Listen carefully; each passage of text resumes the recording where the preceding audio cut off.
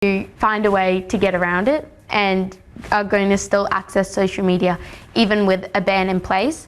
Under 16s will also still be available to view most content online platforms which do not require an account. Critics have called on the government to extend the ban to cover online gaming sites as well.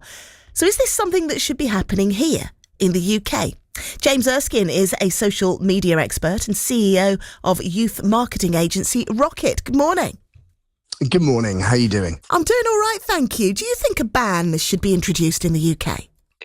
It's a really interesting question. I'll speak as a parent first, if I may. I have a 13-year-old and an 11-year-old.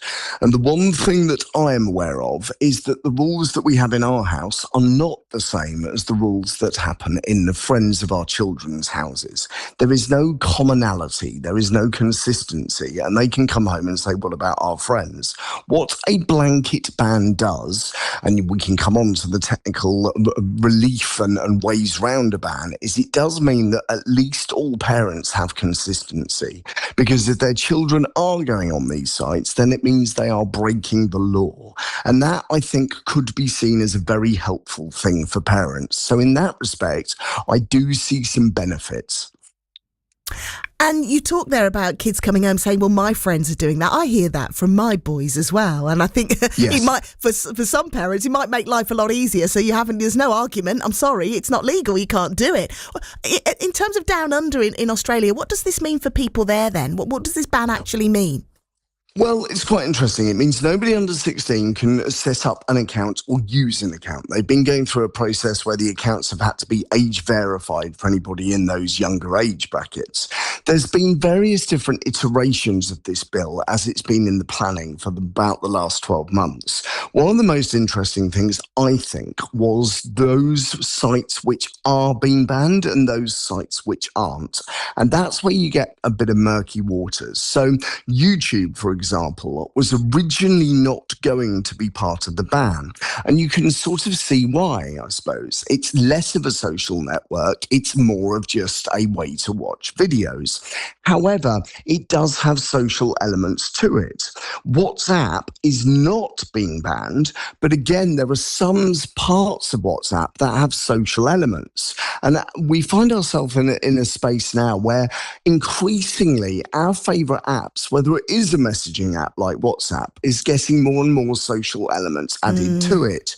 You could argue the same with Roblox. It's more monitored, it's more sanitized, it's for much younger children. But if you have the settings in the right place, they are able to message each other. Yes. So it's quite interesting to see what's been included. How would all of this be policed, if you like? How can, how is this managed? Because it feels like a minefield to me. It's a huge minefield, because who are the cleverest people? Who are the ones that come when the Wi-Fi is broken? Who are the ones kids that come and say, It's your kids. They are the first ones to work ways around these technical bans.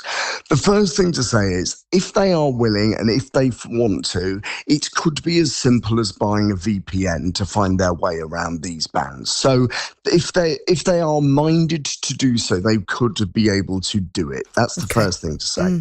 There is a lot of technology that's come into play in Australia that has been specifically targeting this potential ban. And then the alarm bells that have been sounded, it could be the fact that they go to the dark social, whether they look at fake ages on permitted adult social sites, or whether they find ways to break the rules. There is an argument to say that teens are safer on social media than on the alternative that includes those messaging apps and social networks on the dark social. I think it's great of Australia to go first, because there are other countries like Malaysia and Denmark that have said they're watching with interest because they are keen to introduce a similar ban. Gotcha. Thank you so much for your expertise. That is a social media expert, James Erskine. Let's go down under then and speak to Mark. He's got a 13-year-old son and he moved from the UK to Australia in 2000. Good day.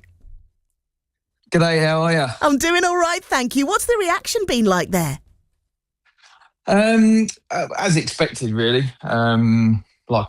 I use my son, for example. There's been like a wave of panic amongst the the adolescent population, and already, even though it's the first day of the ban here, they're looking for ways around it.